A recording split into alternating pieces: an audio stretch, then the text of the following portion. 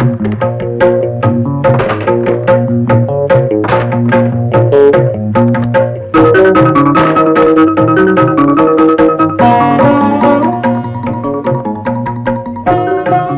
తల దించుకోవాల్సిన సమయం కాదు మేడం. 10 మందిలో మీ తల దించుకునేలా చేసిన వాడేవాడు? అనరాని మాటలతో మిమ్మల్ని సభలో ఎందుకు అల్లు చేశాడో చెప్పండి మేడం. మీ నిశ్శబ్దంతో, మీ మౌనంతో నన్ను నిస్సాయుడిగా, చేతకాని వాడిగా చేయకండి. చెప్పండి మేడం. విద్యా సరస్వతి గర్భగుడిలో వెలిగే నీరాజనమే వెలుగు నా జీవితానికి మీరు ప్రసాదించారు. నాకు భాష నేర్పారు, నడక నేర్పారు. నా గురువు, దైవం అన్ని అయిన మిమ్మల్ని 10 మందిలో వాడు నవ్వులు పాలు చేస్తుంటే, మీ పవిత్రతకి, నా నిజాయితీకి చెడు సంబంధాలు అంటుకట్టి అవమానిస్తుంటే, వాడనే ఒక్కొక్క మాట, ఒక్కొక్క పిడిబాకులా నా గుండెల్లో దిగబడుతుంటే, వాడిని అక్కడికక్కడే ఖండాలుగా నరికి పోగులు పెడతామనుకున్నాను. కానీ మీరే మీ మాటలతో నా చేతులు కట్టేశారు. ఇప్పటికైనా మించిపోయింది ఏం లేదు. ఏం జరిగిందో ఇప్పుడైనా ఒక్క మాట చెప్పండి చాలు. ఆ రాక్షసుడిని పట్టుకుని చిత్రవద చేస్తాను. వాడి శవాన్ని మీ కాళ్ళ ముందు పడేసి వాడి రక్తంతో మీ పాదాలు కడుగుతాను. చెప్పండి మేడం, అసలు ఏం జరిగిందో చెప్పండి. చెప్తాను రాజా. నేను చెప్పింది విన్నాక నేను అడిగిన గురు దక్షిణ చెల్లిస్తానని నువ్వు నాకు మాట ఇవ్వాలి. నేను మాట ఇవ్వడం కాదు మేడం, మీరే నన్ను శాసించండి. నీ పట్టుదల నాకు తెలుసు రాజా. అందుకే ఆత్మీయుడివి, శిష్యుడివి అన్నీ అయినా నీకు నేను చాలా చెప్పుకోవాలి. నేను లెక్చరర్ గా చేరిన తొలి రోజుల్లో సుదర్శన్ రావు మా కాలేజ్ కమిటీ చైర్మన్ గా ఉండేవాడు. గంజాయి, హీరోయిన్ వంటి మత్తు పదార్థాలు కాలేజీలో అమ్మిస్తూ స్టూడెంట్స్ భవిష్యత్తుతో వ్యాపారం చేసే సుదర్శన్ రావు అవినీతిని సహించలేక నీ పై అధికారులకు రిపోర్ట్ చేశాను. ఫలితంగా సుదర్శన్ రావు మీద ఎంక్వైరీ వచ్చి అతను కాలేజ్ కమిటీ చైర్మన్ గా సస్పెండ్ చేయబడ్డాడు. ఆ తర్వాత ఒకరోజు నేను క్లాస్ రూమ్ లో ఉండగా ఆడదాన్ని అవమానించిన వాళ్ళకి, ఆమెలో పగ రగిలించిన వాళ్ళకి ఎటువంటి దుర్గతి పడుతుందో చెప్పడానికి ఎన్నో చరిత్రలున్నాయి. మా డాడీని సస్పెండ్ చేయించిన నేరానికి ఈ 10 మంది ముందు గంట సేపు నువ్వు ఒంటి కాళ్ళ మీద నిలబడాలి. లేకపోతే నీ ఒంటి మీద బట్ట లేకుండా చేస్తాను.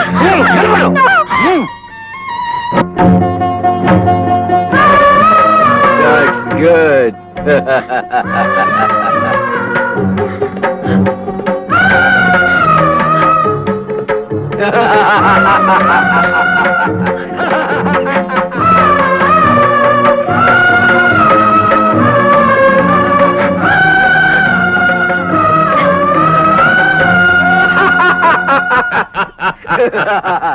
రాజేశ్వరి, ఒంటికాల మీద రెచ్చిపోయే నిన్ను ఒంటికాల మీదే నిలబెట్టారు మా వాళ్ళు.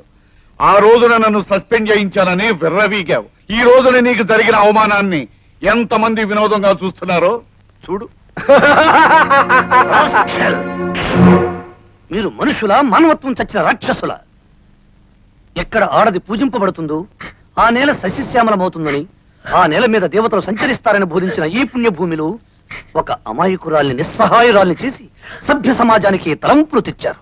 ఇదేనా మన జాతి చరిత్ర? ఇదేనా ఒక స్త్రీమూర్తికి మనమిచ్చే నిండు గౌరవం? పదండి, మీకేం భయం లేదు. మీకు తోడుగా నేనుంటాను. నా సహనాన్ని పరీక్షిస్తే ఎంతకైనా తెగిస్తాను. జాగ్రత్త, పదండి. ఆ విధంగా ఆ రోజు తెలుగు లెక్చరర్ శివరామకృష్ణ సంస్కారం, మంచితనం చూసి అతనితో స్నేహం పెంచుకున్నాను. మా స్నేహం ప్రేమగా మారి మేం దంపతులు అయ్యాం. మై డియర్, కలిసే మేము నాటకం ఆడాం. తాళి కట్టి నిన్ను బేరం పెట్టాను. మరేం చేయను? నాకు 5 లక్షలు అవసరం బాబు, దానం చేయండి తండ్రి అంటే ఏ కాలంలో ఎవడిస్తాడు? అందుకే పురాణ కాలంలో క్యాష్ కోసం భార్యలను అమ్ముకున్న పుణ్య పురుషుల జాబితాలో నేను కూడా చేరిపోదామని నమ్మేశాను. Tata, cheerio, good night. అదిగో మళ్ళీ పూరు.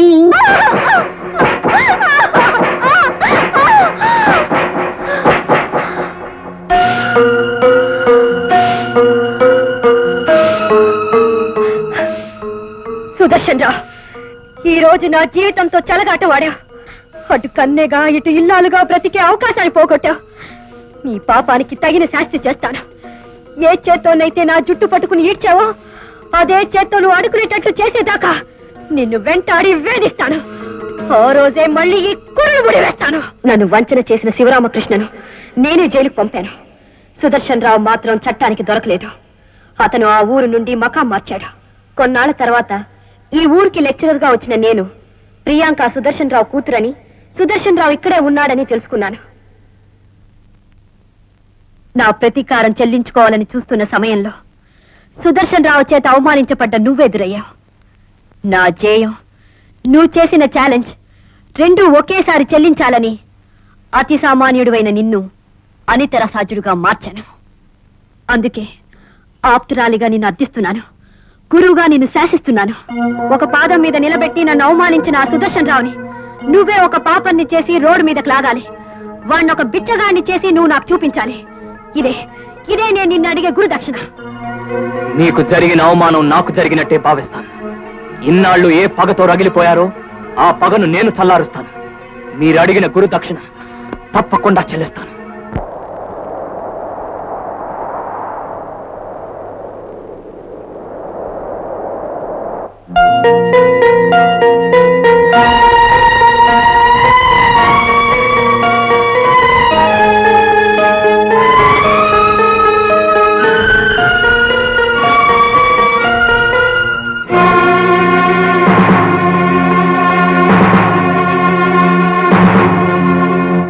What is this? ఇప్పటికే నా మెడ చుట్టూ అనేక ఉచ్చులు బిగుసుకున్నాయి. అందుకే ఈ అకౌంట్ బుక్స్ అన్ని వేటికి వాటి సపరేట్ చేసి దాచేయండి. ఇవి బయటపడి అంటే వచ్చే రియాక్షన్స్ వల్ల నా లైఫ్ ఫంక్షన్స్ దెబ్బతింటాయి.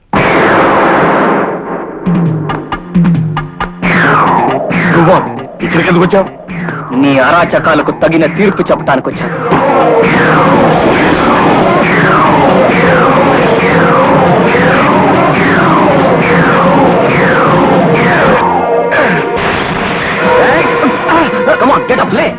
లేచి ఒంటి కాలు మీద నిలబడు, లేకపోతే నీ కొడుకు చేతిలో దారుణంగా చేస్తావు.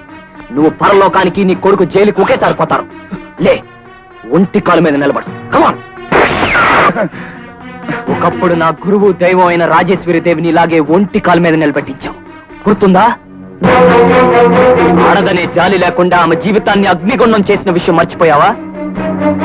శ్యామ్, ముందు అకౌంట్ బుక్స్ అని మూటకట్టు. రాజా ప్లీజ్ వాటిని తీసుకెళ్ళదు. సుదర్శన్ రావు, రేపటితో మన పందెం గడువు పూర్తయి నేను గెలవడం, నా గురువుకు మాట ఇచ్చినట్టు గురు దక్షిణ చెల్లించడం ఒకేసారి జరుగుతుంది. 24 గంటల్లో నీ ఫ్యాక్టరీలకు మూత వేయించి ఆస్తులు జప్తు చేయించబోతున్నాను. సిద్ధంగా ఉంటు. శ్యామ్,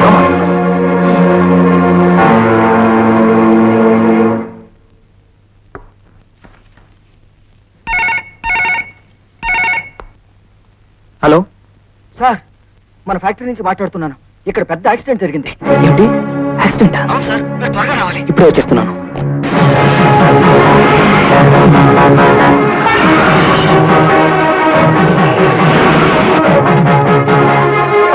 లేదండి, అట్లాంటి యాక్సిడెంట్ ఏం జరగలేదండి. యాక్సిడెంట్ ఏం జరగలేదా? అయితే ఎవరో రాంగ్ ఇన్ఫర్మేషన్ ఇచ్చారనమాట. రాజేశ్వరీ దేవి అమానుషాల బావి, నీ ముద్ర శిష్యుడు ఫట్ రక్తపు మడుగులు కన ఊపిరితో గిలగిలా కొట్టుకునే ఈ రాజయ్యగాడి శరీరాన్ని చివరిసారిగా చూసి బోరు బోరున ఏడు. తొందరగా వచ్చి చూడు చూడు. బుట్టలో పడ్డ పెట్ట, బురుడిలో పడ్డ పిట్ట, ఎంత కాలానికి చిక్కావే నా